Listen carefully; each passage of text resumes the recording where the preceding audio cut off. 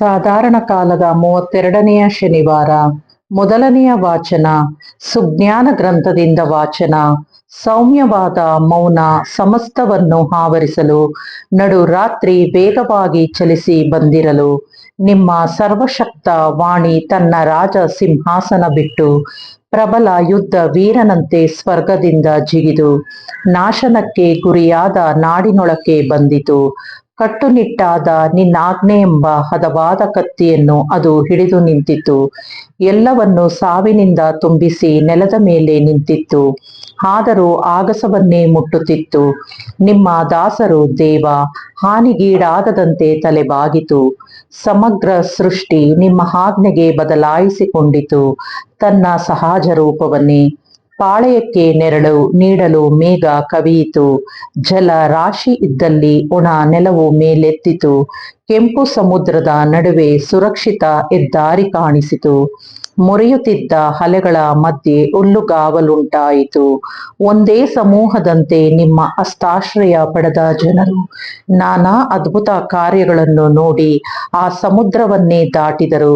ತಮ್ಮನ್ನು ಬಿಡುಗಡೆ ಮಾಡಿದ ನಿಮ್ಮನ್ನೇ ಏ ಸರ್ವೇಶ್ವರ ಕೊಂಡಾಡಿದರು. ಕುರಿ ಮರಿಗಳಂತೆ ಕುಣಿದಾಡಿದರು. ಬಿಚ್ಚಿದ ಕುದುರೆಗಳಂತೆ ಓಡಾಡಿದರು. ಪ್ರಭುವಿನ ವಾಕ್ಯ. ದೇವರಿಗೆ ಕೃತಜ್ಞತೆ ಸಲ್ಲಲಿ. ಕೀರ್ತನೆ. ಶ್ಲೋಕ. ನೆನೆಯಿರಿ ಪ್ರಭುವಿನ ಅದ್ಭುತಗಳನ್ನು, ಹಾಡಿ ಪಾಡಿ ಹೊಗಳಿರಿ ಪ್ರಭುವನ್ನು. ಧ್ಯಾನಿಸಿ ನೀವು ಆತನ ಪವಾಡಗಳನ್ನು, ಹೆಮ್ಮೆ ಪಡಿ ನೆನೆದಾತನ ಶ್ರೀನಾಮ. ಹಿಗ್ಗಲಿ ಹೃದಯ ಕೋರಿ ಆತನ ದರ್ಶನ. ಶ್ಲೋಕ. ನೆನೆಯಿರಿ ಪ್ರಭುವಿನ ಅದ್ಭುತಗಳನ್ನು. ಕೊಂದನು ನಾಡಿನ ಜ್ಯೇಷ್ಠರೆಲ್ಲರನ್ನು, ಗಂಡುಸುತನಾದ ಪ್ರಥಮ ಫಲಗಳನ್ನು. ಹೊರ ತಂದನು ಇಸ್ರಾಯೇಲರನ್ನು ಬೆಳ್ಳಿ ಬಂಗಾರ ಸಹಿತ. ಅವರ ಆ ಗೋತ್ರದೊಳ್ಳಿರಲಿಲ್ಲ ಯಾರೊಬ್ಬನು ನಿಶ್ಶಕ್ತ. ಶ್ಲೋಕ. ನೆನೆಯಿರಿ ಪ್ರಭುವಿನ ಅದ್ಭುತಗಳನ್ನು. ಸ್ಮರಿಸಿಕೊಂಡನು ಪ್ರಭು ತನ್ನ ವಾಗ್ದಾನವನ್ನು, ತನ್ನ ದಾಸ ಅಬ್ರಹಾಮನಿಗೆ ಕೊಟ್ಟ ಮಾತನ್ನು. ಹೊರ ತಂದನು ತನ್ನ ಪ್ರಜೆಯನ್ನು ಉಲ್ಲಾಸದಿಂದ, ತಾನಾರಿಸಿಕೊಂಡವರನ್ನು ಹರ್ಷೋದ್ಗಾರದಿಂದ. ಶ್ಲೋಕ. ನೆನೆಯಿರಿ ಪ್ರಭುವಿನ ಅದ್ಭುತಗಳನ್ನು. ಘೋಷಣೆ. Hallelujah, hallelujah. ಸುಸ್ಥಿರವಾದವು ಆತನ ನಿಯಮ ನಿಬಂಧನೆಗಳು, ಯುಗ ಯುಗಾಂತರಕ್ಕೂ ದೃಢವಾಗಿರುವುವು. ಹಲ್ಲೆಲೂಯ. ಲೂಕನು ಬರೆದ ಪವಿತ್ರ ಶುಭ ಸಂದೇಶದಿಂದ ವಾಚನ. ಆ ಕಾಲದಲ್ಲಿ ನಿರಾಶರಾಗದೆ ನಿರತರವಾಗಿ ಪ್ರಾರ್ಥನೆ ಮಾಡಬೇಕು ಎಂಬುದನ್ನು ಕಲಿಸಲು ಯೇಸು ತಮ್ಮ ಶಿಷ್ಯರಿಗೆ ಈ ಸಾಮತಿಯನ್ನು ಹೇಳಿದರು. ಒಂದು ನಗರದಲ್ಲಿ ಒಬ್ಬ ನ್ಯಾಯಾಧೀಶನಿದ್ದ. ಅವನು ದೇವರಿಗೂ ಭಯ ಪಡುತ್ತಿರಲಿಲ್ಲ, ಮಾನವರಿಗೂ ಲಕ್ಷ್ಯ ಕೊಡುತ್ತಿರಲಿಲ್ಲ. ಅದೇ ಊರಿನಲ್ಲಿ ಒಬ್ಬ ವಿಧವೆ ಇದ್ದಳು. ಅವಳು ಪದೇ ಪದೇ ಅವನ ಬಳಿಗೆ ಬಂದು, ನನ್ನ ವಿರೋಧಿ ಅನ್ಯಾಯ ಮಾಡಿದ್ದಾನೆ, ನನಗೆ ನ್ಯಾಯ ದೊರಕಿಸಿಕೊಡಿ ಎಂದು ಕೇಳಿಕೊಳ್ಳುತ್ತಿದ್ದಳು. ಬಹುಕಾಲ ನ್ಯಾಯಾಧೀಶನು ಅವಳಿಗೆ ಕಿವಿಗೊಡಲೇ ಇಲ್ಲ. ಕೊನೆಗೆ ಅವನು, ನಾನು ದೇವರಿಗೆ ಹೆದರುವವನಲ್ಲ, ಮಾನವರಿಗೆ ಲಕ್ಷ್ಯ ಕೊಡುವವನೂ ಅಲ್ಲ. ಇಷ್ಟಾದರೂ ಈ ವಿಧವೆಯ ಕಾಟವನ್ನು ತಪ್ಪಿಸಿಕೊಳ್ಳಲು ಈಕೆಯ ನ್ಯಾಯ ತೀರಿಸಿ ಬಿಡುತ್ತೇನೆ. ಇಲ್ಲವಾದರೆ ಈಕೆ ಪದೇ ಪದೇ ಬಂದು ನನ್ನ ತಲೆ ಕೆಡಿಸಿಬಿಟ್ಟಾಳು ಎಂದುಕೊಂಡ. ಅನಂತರ ಪ್ರಭು ಯೇಸು, ಈ ನೀತಿಗೆಟ್ಟ ನ್ಯಾಯಾಧೀಶ ಹೇಳಿಕೊಂಡ ಮಾತುಗಳನ್ನು ಕೇಳಿದಿರಲ್ಲವೇ? ಹೀಗಿರುವಲ್ಲಿ ದೇವರು ತಾವಾಗಿ ಆಯ್ಕೆ ಮಾಡಿಕೊಂಡ ಜನರು ಹಗಲು ರಾತ್ರಿ ತಮಗೆ ಮೊರೆ ಇಡುವಾಗ ನ್ಯಾಯ ತೀರಿಸದೆ ಹೋಗುವರೆ? ತಡಮಾಡಿಯರೆ ಶೀಘ್ರವಾಗಿ ಅವರಿಗೆ ನ್ಯಾಯ ದೊರಕಿಸಿಕೊಡುವರೆಂದು ನಿಮಗೆ ಹೇಳುತ್ತೇನೆ. ಇಷ್ಟಾದರೂ ನರಪುತ್ರನು ಬರುವಾಗ ಜಗತ್ತಿನಲ್ಲಿ ವಿಶ್ವಾಸವಿರುವುದನ್ನು ಕಾಣುವನು ಎಂದರು. ಪ್ರಭುವಿನ ಶುಭ ಸಂದೇಶ. ಕ್ರಿಸ್ತರೇ, ನಿಮಗೆ ಸ್ತುತಿ ಸಲ್ಲಲಿ.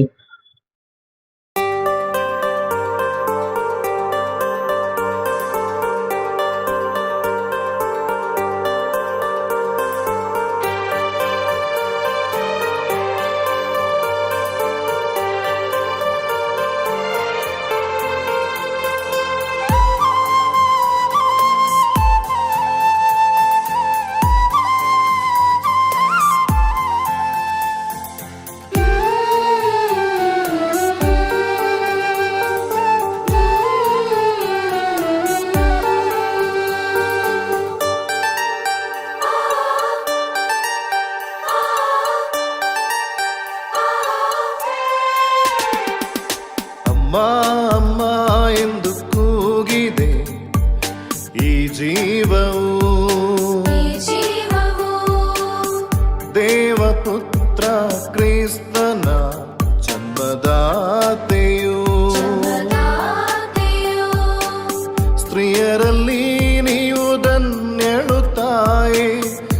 ಸಾತ್ವಿಕ ಬದುಕಿಗೆ ಆಶ್ರಯವೇ.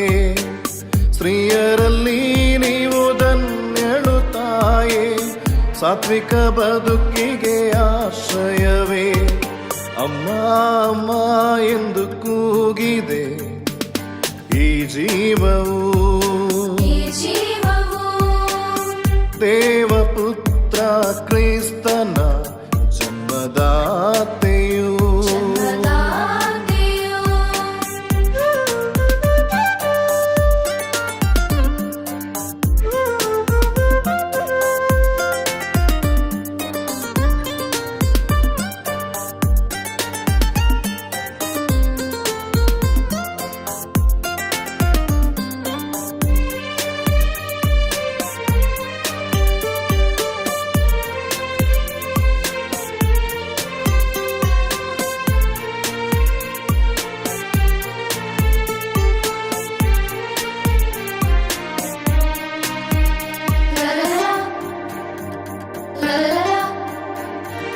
ದೈವ ಕಂದಗೆ ಜನ್ಮ ನೀಡಿದ ಕನ್ನಿಕಾಂಬೆಯೂ ನೀವೇ, ಪುಣ್ಯ ತುಂಬಿದ ಈ ಬಾಳಿಗೆ ದೈವಗಣಿಯೂ ನೀವೇ. ದೈವ ಕಂದಗೆ ಜನ್ಮ ನೀಡಿದ ಕನ್ನಿಕಾಂಬೆಯೂ ನೀವೇ, ಪುಣ್ಯ ತುಂಬಿದ ಈ ಬಾಳಿಗೆ ದೈವಗಣಿಯೂ ನೀವೇ. ಸನ್ಮಾರ್ಗದ ಹೊಸ ಬಾಳಿಗೆ ಕೈ ಹಿಡಿದು ನಡೆಸಮ್ಮ, ಕರುಣೆಯ ಕಣ್ಮಣಿ ನೀ ತಾಯಿಯ ಪ್ರತಿರೂಪನೇ. ಮರಿಯೇ ಅಮ್ಮ ಮರಿಯೇ ಅಮ್ಮ ಮರಿಯೇ, ಅಮ್ಮ ಮರಿಯೇ.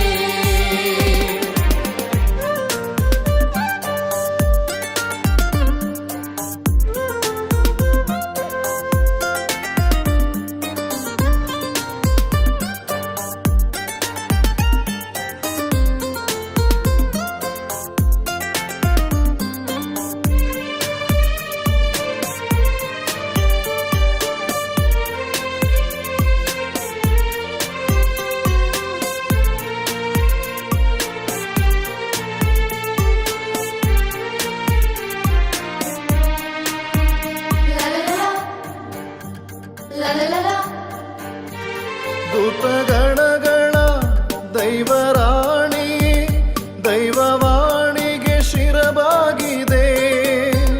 ತ್ಯಾಗ ಪ್ರೀತಿಯ ನ್ಯಾಯ ನೀತಿಯ ಆತ್ಮದ ಸಿಂಚನವೇ.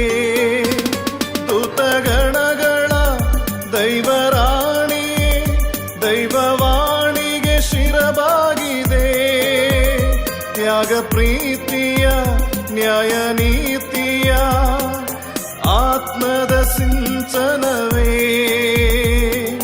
ಮೋಕ್ಷದ ಬಾಗಿಲೇ ಚಿನ್ನದ ಆಲಯವೇ, ದುಃಖಿತರ ಸಾಂತ್ವನವೇ, ಶಾಂತಿಯ ರಾಣಿಯೇ.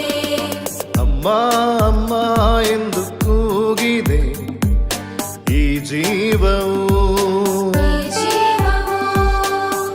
ದೇವಪುತ್ರ ಕ್ರಿಸ್ತನ ಜನ್ಮದಾತೆಯು.